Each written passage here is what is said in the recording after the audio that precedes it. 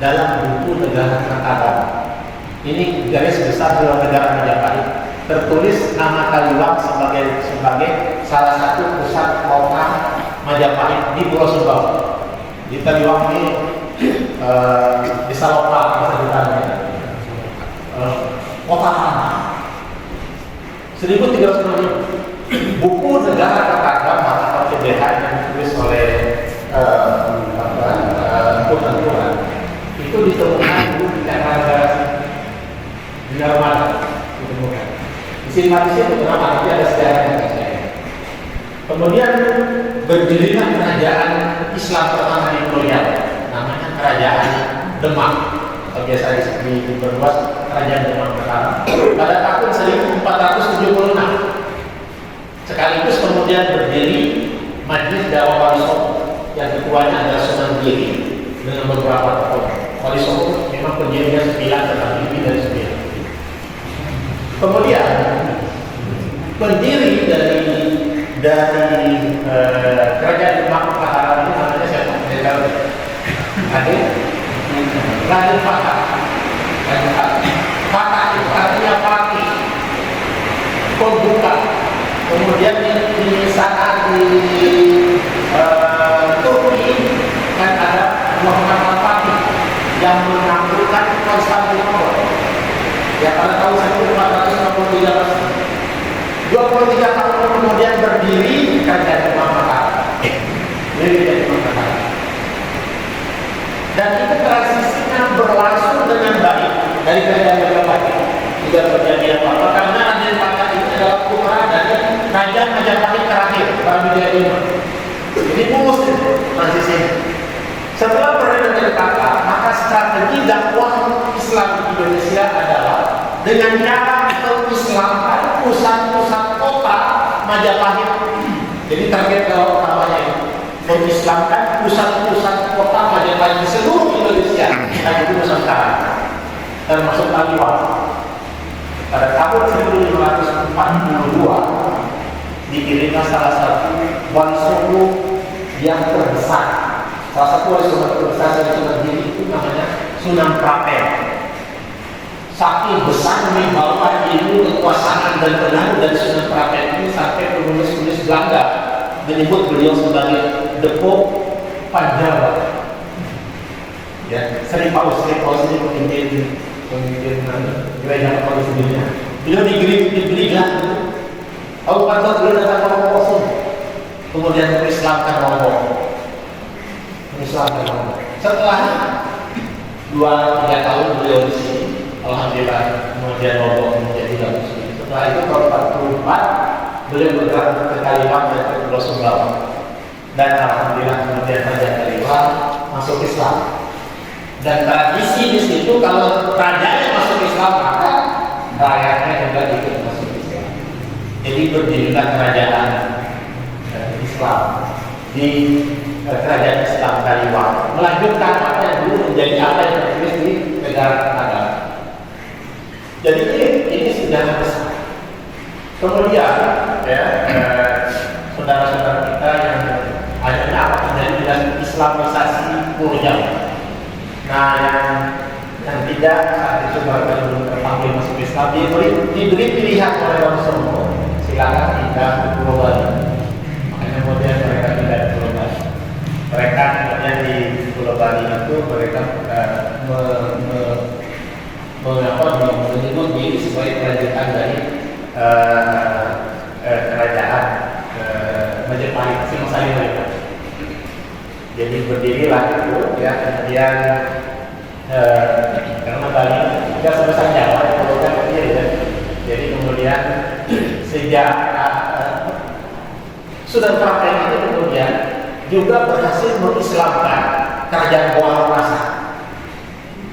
Kerajaan Goa Masa pada tahun 1602 bersamaan dengan berdirinya POC ada company bahasa Sundanya, Project Development Company, ya, perusahaan dana menjadi berdirilah ini tahun 1600 akhirnya kerajaan Goa Makassar masuk Islam. Kerajaan pertamanya Kerajaan Awaludin. Karena raja itu sudah masuk Islam juga penduduk berubahlah dulu kerajaan Goa Makassar yang wilayahnya Australia bagian utara sampai Filipina Selatan. Ya. Ini sejarah-sejarah yang saya baca dari sumber tadi baik bahasa Inggris, bahasa Belanda atau dari arsip nasional untuk Indonesia. Dulu wilayahnya seperti itu sehingga di Australia utara itu banyak bahasa Inggrisnya itu banyak diambil serapan dari bahasa Inggris Makassar. Kenapa di sana? Sampai Filipina Selatan. Dulu Filipina itu kerajaan Islam. Ibu kotanya Manila. Manila itu dulu namanya Madinah. Madinah berubah kemudian jadi Manila. Sekarang kita balik dari sejarah Islam. Nah, daerah-daerah wilayah yang diislamkan oleh Sunan Prapen, karena beliau bertugasnya di Indonesia Tengah ini, kemudian membentuk federasi tahun 1618. Sunan Prapen sendiri setelah masuk Islam Goa Makassar, karena itu yang paling berat Islam itu kerajaan Goa Makassar. Karena sejak masuk Islam terakhir Dore, kerajaan Abdi Lakuan itu 10 tahun setelah kerajaan Jepang pertama berdiri. Jadi Islamisasi Nusantara ini dulu pernah saya bahas bersama dengan Pak Baswedan. Kami ada tadi sebagai narasumber dalam sejarah dakwah Islam Nusantara yang dilaksanakan oleh Indonesian Muslim Society Indonesia. Saya narasumbernya bersama Pak Baswedan. Wah, masih lama sekali. Jadi di membahas di soal melakukan bubur, ya. Bukan bubur kan namanya nanti dulu ya, posisi dulu kan bubur kan, nanti terakhir itu yang dipakai untuk strategi Islamkan Goa Makassar. Ya, akhirnya masuk Islam dan Sunan Prapen setelah Goa Makassar masuk Islam, dia wafat. Pada tahun 1618 berdiri Federasi Kerajaan Islam Lima Pulau Sumbawa, Selat Lombok dan Goa Makassar.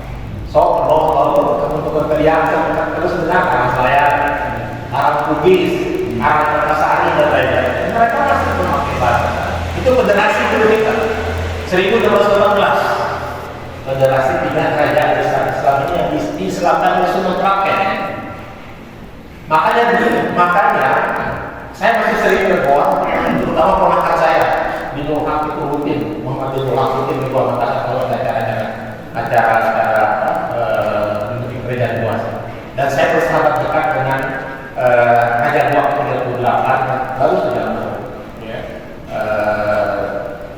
Beliau sedang menjalankan masalah menjadi lagi silaturahmi ini dan yang mempersatukan semuanya itu adalah dakwah. Karena kita yakin bahwa dakwah ini adalah perbuatan terbaik. Ini bukan kata saya, kalau Tuhan. Ya, wa man ahsanu qawlan man da'a ila Allah wa amila salihan wa qala innani minal muslimin. Tidak ada perbuatan yang paling baik kecuali dakwah, berdakwah kepada Allah. Wa amila salihan wa qala, dan dia mengatakan innani minal muslimin. Ini aku orang muslim. Ini seorang Mandani juga kayak ini waktu kampanye di New York. Aku ini muslim, innani minal muslimin, kata seorang Mandani. Jadi dia tak bisa menyembunyikan Islam, bangga dengan keislaman. Apalagi kita mayoritas Indonesia muslim. Seorang Mandani ketika mengumumkan dirinya sebagai wali kota juga, hubungannya itu 0,1%. Tapi beliau berat menentang Islam dan dia mengatakan, I don't hide my identity. Saya tidak akan pernah menyembunyikan identitas saya muslim. Terus menang. Jadi kita tidak perlu, apalagi kita yang di sini yang di New York Amerika, saya tidak bangga dengan Islam. Semua ini karena dakwah. Jadi kita kemudian jadilah federasi. Tahun 1667 Masih, Kerajaan Goa Makassar kalah dengan penjajah Belanda. Saat itu sultannya rajanya Sultan Hasanuddin yang dikenal sebagai Ayah Janda dari tahun 1667 Masih ditandatanganilah perjanjian Bomaya. Sejak itu, dan ketika Makassar masuk Islam dengan posisi tengah pusat dakwah Islam Indonesia Tengah itu di Makassar. Sejak Makassar masuk Islam, 1602. Tetapi ketika kalah dengan Belanda, itu dulu Nusa Tenggara Timur itu bagian dari kerajaan Gua Makassar. Bagian.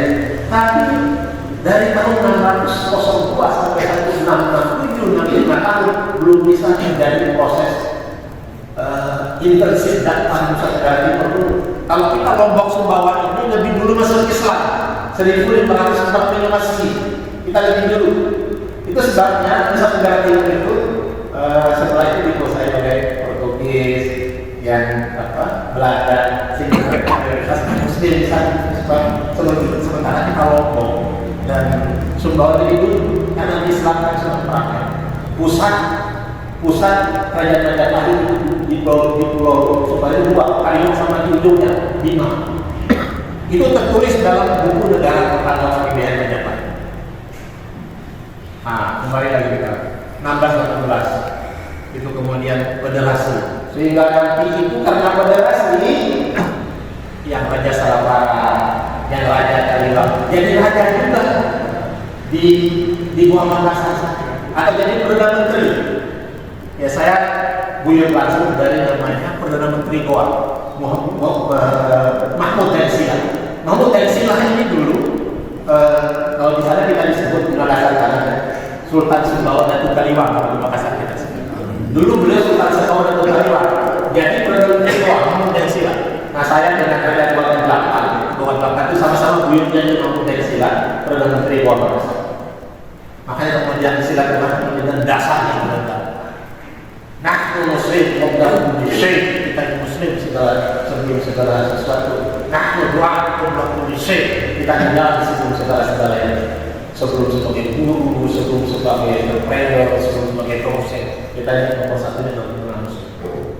Sebelum kita balik lagi kita 1672 Makassar. Akhirnya dipindahkan pusat dakwah Indonesia Tengah ini ke Pulau Lombok. Pindahkan ke Pulau Lombok. Di Selatan pindah 1660. Tetapi karena kerajaan Bali ini kan kecil wilayahnya, akhirnya ingin ekspansi. Yang kerajaan tadi saya sebut Singosari, Majapahit ingin ekspansi wilayah. Nggak mungkin yang dijawab kan luas sekali ya, besar kerajaan. Akhirnya ekspansi Pulau Lombok ini. Ekspansi wilayah. Kemudian akhirnya ya di Pulau Lombok Barat ya di sini ya. Kemudian yang biasa dulu itu Pak, biasa itu kerajaan yang satu dengan yang lain. Kan dulu ada PBB, saat itu biasanya perang ya. Kalau Israel kan ada PBB walaupun gila seperti Presiden Trump, gila ya. Dia baru ekspansi yang Venezuela ya.